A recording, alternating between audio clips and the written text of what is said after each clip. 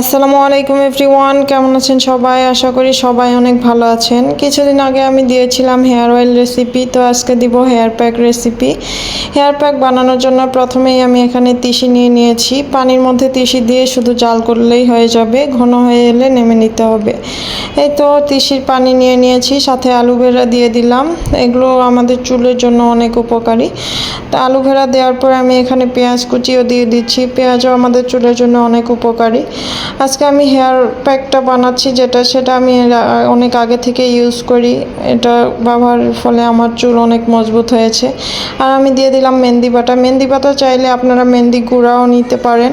আমার কাছে গাছের মেহেন্দি বাটা ছিল, তো আমি সেটাই দিয়ে দিয়েছি। আর এই তো মেথি গুঁড়া দিয়ে দিচ্ছি, চাইলে আপনারা আস্ত মেথিও দিতে পারেন। সেটা পানিতে ভিজিয়ে রেখে ব্লেন্ড করে অ্যাড করলেই হয়ে যাবে। আর আমি এখানে দিয়ে নিচ্ছি ডিমও আমাদের চুলের জন্য অনেক উপকারী। তো এই সবগুলো দিয়েই আমি আজকে হেয়ার প্যাক বানাবো। আর চুল করা রোধ করতে হলে অবশ্যই কয়েকটি নিয়ম মেনে চলতে হবে। চুল ভেজা রাখা যাবে না, চুল টাইট করে বাঁধা যাবে না, চুল যেন একটার সাথে একটা বেল পাকিয়ে না যায়, এজন্য চুল সবসময় আঁচড়িয়ে রাখতে হবে। আর চুলের যত্ন নিতে হবে। হেয়ার অয়েল ব্যবহার করতে হবে সপ্তাহে 2 থেকে 3 দিন, এতেই চুল ভালো থাকবে ইনশাল্লাহ। আর এই তো আমার হেয়ার প্যাক বাটা শেষ। দেখতে একদম কফির মতো লাগতেছে, মনে হয় খাওয়ার কিছু। আর এই তো এটা আমি এখন আমার হেয়ারে অ্যাপ্লাই করব। আর এই যে আমার হেয়ার প্যাক সুন্দরী। সবাই ভালো থাকবেন, আর কেমন লাগলো অ্যাপ্লাই করে জানাবেন। আল্লাহ হাফেজ।